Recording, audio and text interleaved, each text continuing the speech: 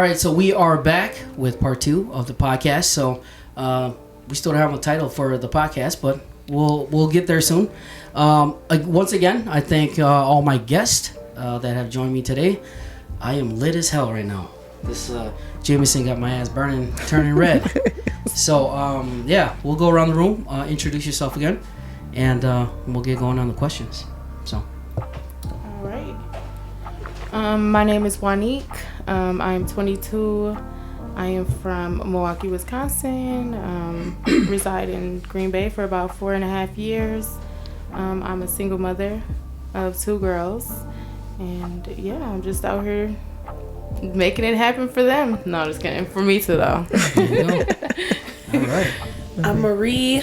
I am mother of 1 in a blended family with my partner, who's been my friend for 5 years, and my partner for 2.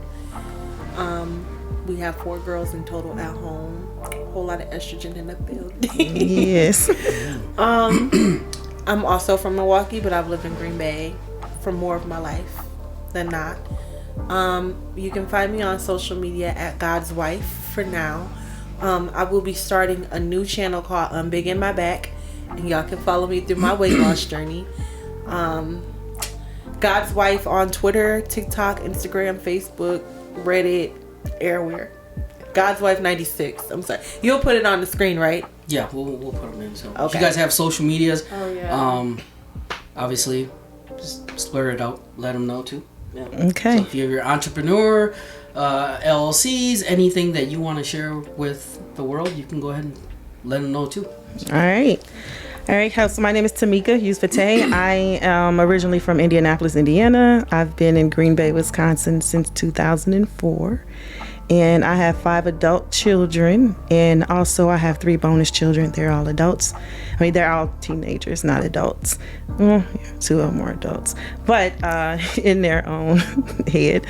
And I am the CEO and founder of Go Girl Life Coach.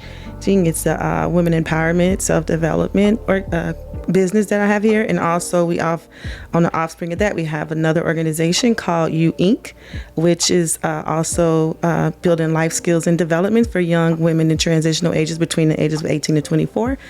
More to come on that. And you can follow me on our social media platforms, Go Girl Life Coaching LC. This is on Instagram, Facebook. We do a little bit of something on TikTok.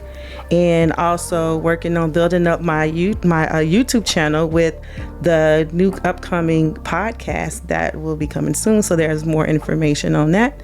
And let's see. I think that's just about it. Just trying to balance life. That was really good. Yeah. So yeah, definitely stay tuned with Tamika.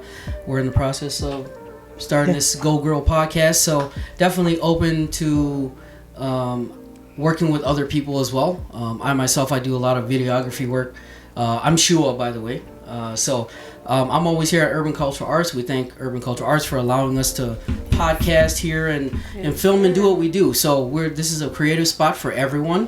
Kind of your own little safe haven. Kind of just come hang out, paint, comedy nights, karaoke nights, be yourself. So it has been home for the second home, I would say, for probably about 5-6 years now. So it's awesome to see this whole place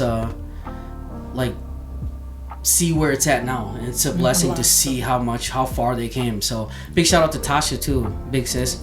So and Tommy boy, hey, fly high. Nice. So we'll definitely jump right into the questions. We've been talking about relationships, pros and cons, younger marriages, mature marriages, or just relationships in general. So jumping to question number 5. So we're talking about a lot about love. These people must be in their feelings. Who sent me all these questions? Something's going on. So I hope you guys take care of yourself and figure it out. But the question is, although you love a person, should you sacrifice your own happiness for the faults of your partners? No infidelity. Let me read that again. Although you love a person, should you sacrifice your own happiness for the faults of your partners?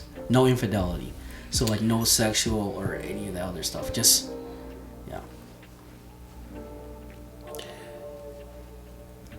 So I'm gonna try. Who's gonna start this one off? I'll try. Okay. I think that one of the misperceptions that we look for in a relationship is we are depending on somebody else for our happiness, and so we got to find that within ourselves, and it's not because like happiness is a feel like I think it's more so like joy, finding that joy within yourself, and I'm kind of confused by the question, but if I read it one more time. Although you love a person, should you sacrifice your own happiness for the faults of your partners? Let me rephrase it for y'all. Yeah, do it. If you love someone, should you give up your own happiness because of their flaws? Yes. Not There including we go. cheating. Yeah. Yeah. Yeah. I retyped the questions and like. That's why I was wondering. I was like, oh, she must have rephrased it. So Yeah. So this question, we'll come back to this question. We'll come back. We'll think about this question. So we'll go to the next one. Is it selfish to put your own happiness ahead of your partner's after waiting for forever for good changes? I can say no. You can jump on in. I can say no. Don't be scared. I can say no because first off, we both have to be happy. You know what I mean? Yeah, like we both have to be happy. It's either because sometimes, in a relationship, people come damaged, and then you can be on that, healing journey. You just basically thinking you healed, and a damaged person come. I don't know. That's like you building a person. I don't think it's selfish. I mean, yourself. I mean, if you, like you said. If you don't, like Tamika said, you don't love yourself, how are you going to give it to somebody else? It's not even, I don't think it's selfish to. And that's it for me. Yeah. I don't think it's selfish. I don't think it's selfish. I do think it's stupid. Yeah. Just the way they put in that question, it was. Not the question stupid, but it's stupid to wait until you're already deep in this situation to want to choose you. You should choose you from day one. Mm-hmm. Choose you from the beginning. You cannot be a nickel in search of a dime. You have to have an equally yoked partner. You have to have happiness within yourself. You have to choose you from day one. How long are you willing to wait and kind of you shouldn't. You shouldn't wait at all. Time is valuable. Okay. Mm-hmm. Time is so don't wait at all. Like, hey, precious commodity that you have. Right. Wait for no one. Live your life, because here's the thing. They're not waiting for you. That's facts. They're not waiting for you. Yeah. They're doing what they want to do at their pace, as they should. And you should be comfortable enough with yourself, within yourself, to love yourself enough to say, I'm not going to get it from this person. Yeah. I should have it for myself. Yeah. Or find somebody who has what I'm looking for. Mm-hmm. I was friends with my partner for 3 years before we started dating. Our friendship was a little chaotic and messy because I still had to figure things out for myself. Mm-hmm. And he still had to figure things out for himself. Yeah. There was no waiting involved because I wasn't going to stop living to wait for him, and nor should, You're going to find someone who is equally yoked as you. You're, what is it called? Distracting yourself from your partner, from your actual life mate when you do that. You ever hear those stories where there's couples that be like, I waited like 6 years for him to recover, or 6 years to see him change? You ever hear those stories? Like couples actually say that? Like, I waited like 6 years for him to change, and like that's what I'm saying. Like, is that a long time? That is. That's a long time, right? Yes. That's 6 So years. you just saying, no, even 4 years. I'm not waiting for you to help yourself. Fuck you, I'm gone. That's it. That's not how you. That's not. I'm just saying, because you're making it. No. If you want to put just it dead that flat. way, if you want to put it that way to be crass, that's fine. Yeah. Some people need to do that for themselves in their mind. They have to just put it that way. But I think the reality of the situation is, you need to live your life for you, for one. Yep. If you're not living your life for you, you living your life for them, and they living their life for them too. Who doing it for you? Where is your source? So no waiting. Not even 6 months. I think it's Help a I person think recover, that, like help them. Recover what? See, I think Just that like, it's I a don't know. capacity. I feel like that it depends on the person. It's like this is kind of geared towards that person and where they are in their life. If you're going, because I think the biggest thing is like making sure that you're not going into a relationship where it is the completion of you, but it's an additional to you, so when you're going, so how are you going in it when you're waiting? Where are you at in your capacity? If this is depleting you while you're waiting and while you're doing that, then some changes need to be. So just making sure that when you are at that person and somebody and they're going through that journey, you want to be there, make sure that you're still putting your self-care first. And if it's and then you, like you said, having those big girl and big boy conversations of what this looks like, this is what I need during this time, and not be afraid. Know that you're worth having that conversation and saying, this is what I need in this relationship. I need this, this, and this. And if I can't get that, so then even in those situations when you are waiting for somebody to grow, just still checking in with yourself to make sure that you have that mental capacity within yourself that is not taken away and depleting you from your self-worth and who you are. Then decide that. Other than that, to each his own. All right. That was good enough for me. Goddamn. She was yelling at me. No, I'm not yelling. I'm not yelling. You hear along now. Yeah, I know. Elvin, where you at, Elvin? Goddamn it. Yeah, but going on to the next question. Why do couples stop dating each other once they embarked on a long-term relationship together?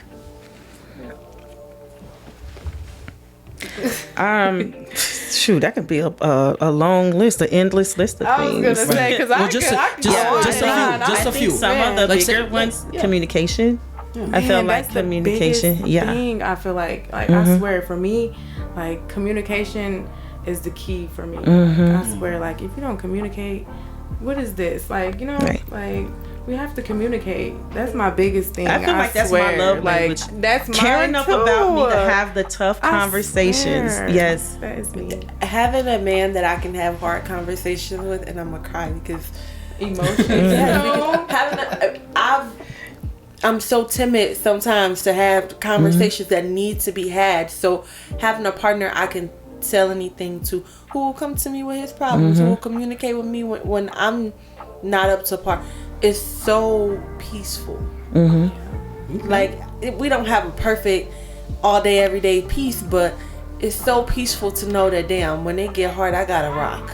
Yeah, and you can have those conversations, and they may not always go as you want them to go, but then still be able to revisit it and just like be able to do that, like, and that looks different each time, like for me it was or like that communication. And when I say communication, I mean like not just talking, being a talker, but also being the one to really just like we can respectfully disagree. Like this is where I'm at with this, and this is where you at with this, and we can revisit it later and unpack it and see why your viewpoint and and stuff like that. But I feel like that a lot of that is or being so being open-minded about like what's needed, because like in order to move forward, because when it's that long, like I like 17 years been in a relationship, it's like you find yourself, like you said, stagnant. You find yourself, bored.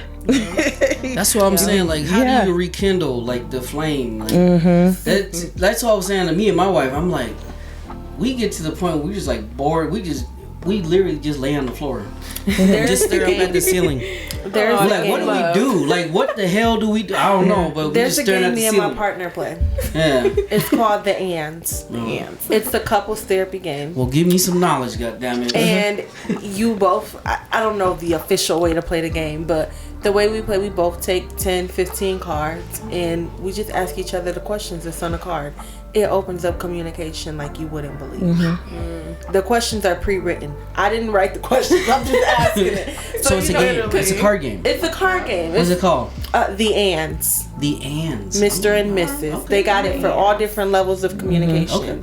So the one that we play, it's the Ands, but it's Mr. and Mrs. Okay. And we asking questions that I want to know the answer to. I never thought to ask. And it opens up communication like you would not believe. And we play it usually when we're bored. But to answer the question, which was, why do couples stop dating each other once they've been in long-term relationships? Life happens around you. Yeah. And those couples, I find, don't prioritize their relationship because they're comfortable in it. And like I said, relationships take work. They take communication. They take gardening and watering. And you have to nurture and foster a relationship. If you don't talk to somebody from high school for 10 years, you don't still call them your friend. So if you're not communicating with your partner, just like somebody you went to school with, like, hey, it's an associate, it's somebody I used to know. Literally. They don't know me where I'm at right now. Yes, thank you. So on that note, like, never looked at it like that before. Yes. when you don't foster that relationship and keep that line of communication open, you might have picked up a new hobby and your partner didn't even notice and didn't even know. They don't really know you anymore. And so it's important to grow together.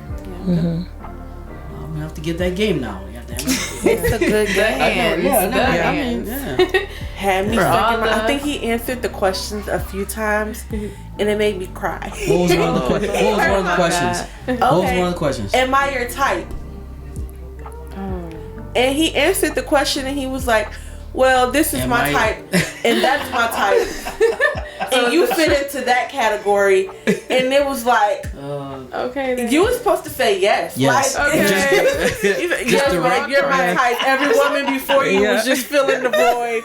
You're perfect. I couldn't have dreamed of a better woman. It's like, come on, this is a card game, though. That's part of the communication. That's part of the communication. And that honesty, the rawness. So what if your feelings hurt? He kept it 100. Exactly. And that is the realest thing. It's like, I don't care if you hurt there's just something about me knowing where you at. And that's so funny because we did this thing.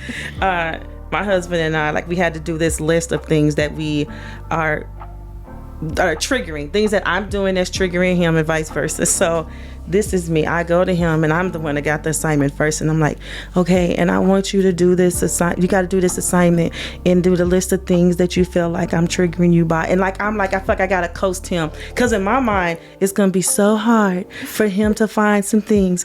But when he picked up that pen and paper and said, okay, I was like, girl, I clutched my invisible pearls. Like, what? But then in hindsight later on, like, who do you think you are? Like, since I bother you so much. Right. And it's like, okay, well, shoot, I'm about to finish some more on my list because guess what? No, man, I'm fighting like, it's since we being honest.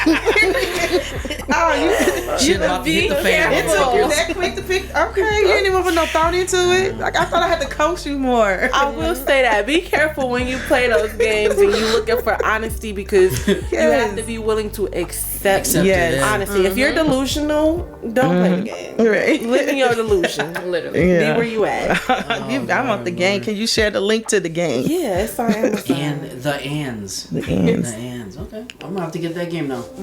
Yeah. So, and our last final question. It's not on the list, but one thing that I myself kind of through the years, life is hell sometimes, but we all make it through somehow. And what is like 2 to 3 things within the last 2 or 3 years in your life that like going through life, what's like 3 good things that came out from the last 3 years, like to develop yourself, like make yourself your journey, your life journey, 3 good things? I had a tower moment. I had a tower moment. Yeah. 3 things within the last like 3 years, like that benefited your life, made you feel happy, where you're at now. Like 3 good things. Yeah. I don't know if you all know what a tower moment is, but the tower is a tarot card, and it's basically symbolic of everything falling apart. Like everything is falling to pieces. And I've been saying for years, it's not falling apart, it's falling into place. But I didn't really believe it. You know, like it just sounds good. It's something you write on a postcard. It's not falling apart, it's falling into place. And in my tower moment, I lost friendships that devastated me, family relationships that they were, trauma bonds. Like, you know, we were in the mud together. So and then I had to really like learn who I am without all of these people, all of these influences, all of this, I won't say celebrity, cutting but ties, like, you know, like all of, like I had to everything. I didn't lose my house this time. Yes. But in the midst of that, you almost feel like you're losing your mind. But there is so much peace and solitude when you realize nobody can hurt me here. And then you build from there. And you're more, well, I was more mindful about who I let into my circle. Okay. And at the moment I see any snake behavior, it's cut off. Like I don't deal with snake behavior. So losing a lot of those relationships was so beneficial to me. Okay. Another thing that happened that benefited me was therapy. Go to therapy. That's one thing I struggle with. Like, yeah, like I know if for you real. can't I have afford such a hard head. Like, So serious. no. If you I'm can't not afford going. therapy, call the suicide hotline. They got you every time. And then,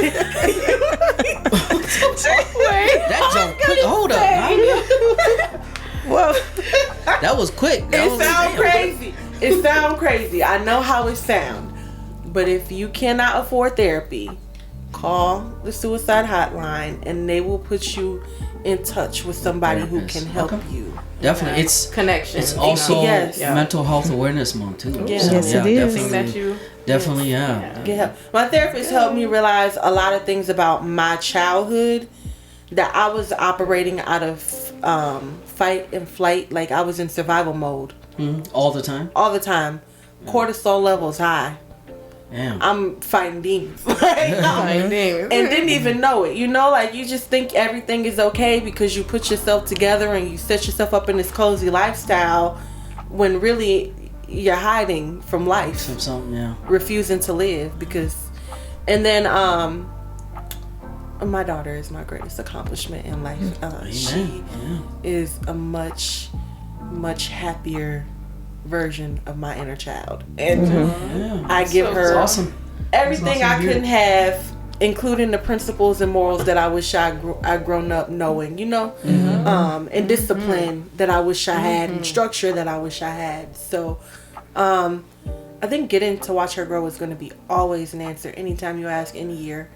Getting to watch her grow and be an amazing young girl is really the best thing. That's awesome. Listen, you sound like you doing well right now. I'm telling you. That's good. We're the place for a man. Good. Shout out to a man that can. There you go. Tamika. Yeah, so I think I want to say like so I just turned, I'm 50, and She don't that look was it though. like the best thing. Like I feel like once I turned 50, like I feel like some things just clicked. I recognize some things, but I'm gonna say, like we said, between the last 2 to 3 years, I feel like starting Go Girl Life Coaching has been like a lifeline when it comes to like me recognizing who I am and really embracing who I am. I recently recognized just like how much I lived life on autopilot, and just like you said, I'm just, surviving and not thriving, or even recognizing what that looked like. And honestly, even when I recognized what that looked like, fear to move forward because, the uncertainty of it.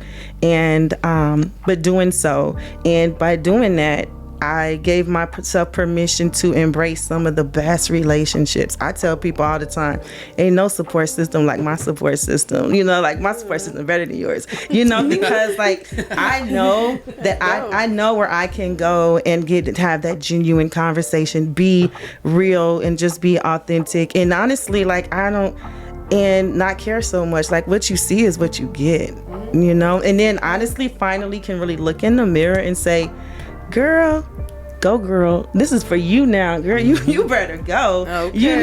And I feel like between the people that's been in my life, and then also, and there has been some rocky moments, because healing and you in that transition, it ain't as pretty as like, here I am fostering positive relationships and all those things you hear. I'm manifesting this and I'm doing that. Man, that shit's hard. Like telling you. Man, I will get up in probably a couple of days out of the week. I'm getting up like, fuck you too, in my head, like, For real. no, and I think that I'm learning to just embrace that this is where you at right now. I do struggle with seasonal depression at times, and embracing this about me. No, this is part of me and my makeup, and you know what? It's okay. Mm-hmm. You are okay. And if I'm being very transparent, it also played a part in my relationships because of that, because I'm on autopilot and because I've been very codependent in relationships, recognizing that, like, who I'm doing this for. Am I doing this because I found myself, I did a lot of things to appease a man or people in my life, because I try to make myself chameleon in myself to be who you wanted me to be, who I felt like you wanted me to be. If I felt like that you wanted me to be happy, then I'm just going to be happy. And I spent so much of that in my life doing that I also had to learn. I'm in the process of forgiving myself for that, because, like I was just recently talking to someone, they're talking about like, where we were in our relationship, and then how good I made them feel. But I mourned me for that, because I'm like, but I didn't do. If I had done all those things to make me pour into me and make me feel good, then that's a whole different vibe. So now, within these last 2 or 3 years, I am reintroducing myself to myself, and I like what I see. Okay. So. Yeah. I've seen your journey, and it's been awesome.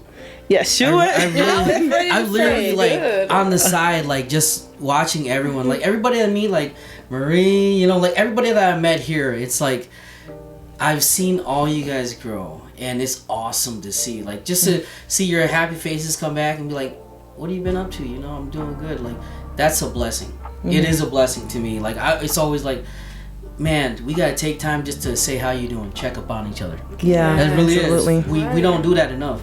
We really don't. Yeah. So. Can I just say, Tamika, and when I met you, me and Marie go back. When I met Tamika, I was 19. I was homeless, and I was living in a women's shelter because whatever my situation was, that's not important.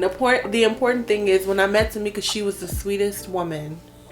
So patient, so kind, so different from the woman that I see right here today. You're still patient, you're still kind, you're still super sweet.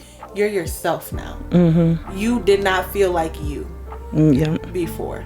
And it's like, as good things as I would only have positive things to say about you at that time, I can tell now that you are so much more who you are today. Mm-hmm. So I give you your flowers. Thank you. All of I appreciate you. You did the work. Yes, thank you. Through. Appreciate it. That is so beautiful. I could say one thing is definitely my girls or my kids. They keep me going, keep my head on the swivel, motivated. What else? I could say betrayal. Kind of, I don't know, something about it. It just kind of makes me like, I don't know, like make me stand on stuff. You know what I mean? Like I can't take that stuff no more. I don't know. It just makes me kind of go into a shell. I don't know. I could say, what else? Friends, relationships. I was gonna say relationships. Yeah, relationships. Like, yeah. The good things in the last 3 years. Anything that you can, your life has made positive move forward. You know what I'm saying? Yeah. Business. I got a business launching. I do lashes. What else? I don't know. I'm just trying to really just find me. I don't know. I'm really on like seriously. I'm just trying to find what I'm good, what I'm good at doing. Trying to just be happy for my girls. Do some good things for them. Generational wealth, all that good stuff. Oh yeah. Can I say that? I don't want my family to look back on this. My kids too. My family. It's not a contest to me. Right. You did the work though. Your kids are wonderful. Right. Listen, she forgot her kids. It's when you start having kids at 15. Yeah, I feel you know how they say, like, when you had kids, when the time you supposed to be a teenager, then you just out there living life like mind your business, because I'm just I'm just figuring out who she is. And I just wanted to address this because I heard earlier, and you're kind of reiterating that earlier you said that you had your kids young and you felt like you fucked up, and that you you had to put all your dreams and ambitions. Oh, you're talking about me. Oh, Yeah. I was tripping out. Sure. I was like, I really sincerely want everybody to hear this. Don't put your life on hold for your children. Do it with them. yeah, Because definitely. it is so important for your children to see you chase your dreams. Now I see Yeah. it. Like It my is kids see me so now. Like important Yeah. for your Yeah, children. I know they to do. And my daddy did it. My mama Yeah. did it. Mm-hmm. I can do it. I can do anything. Yeah. Mama said she was gonna do this and did it. Mm-hmm. That is like put yourself in the eyes of a child. That is the most amazing. Okay, Your that's hero some advice. becomes a Okay, real so life me. hero at that point. Okay. I love seeing you in daddy mode on social media. Man, shit. Man, Daddy bought at the cookout last summer. I was burnt up that summer. He I came was in, got on the burnt. grill. I was burnt We put him up. in to work. Get on the Man. grill. Burnt up. Cause Oh my I'm God. I not was doing burnt up. It was hot. That was that toxic. Yeah. I was burnt the fuck up. I don't think I should be doing this shit Said, right I now. gotta get out of here. The food's cooked. I'm out of here. Fuck this shit. You want to even eat? I don't know. No, it was a good time though. That's like I say, it's family, man. So family is what you make of it. Yeah, so, but definitely, hey, it was an honor to have you ladies on my podcast. Alvin is gone. Ben is somewhere. But yeah, Shout out to Ben. Thank Shout out you to for Ben. having me. Shout out to Right, Ben right. and Elvin. Miss Yeah. Lucy, right. Shout out to all the ladies that joined me tonight for the podcast, and make sure you guys do follow them on their social media outlets as well. And stay tuned for Go Girl podcast soon coming up. And Maria, she's I'm just big in my back. Yeah. there. You go. Yeah. I love it. With lashes over here, so Yeah, y'all yeah. need some lashes done. I don't know what they talking about, Unique looks. Yeah, On okay. Facebook. Yeah, definitely. Unique looks. but chime in, and we thank you guys all for tuning in. Until next time, take you. care and God bless. All right.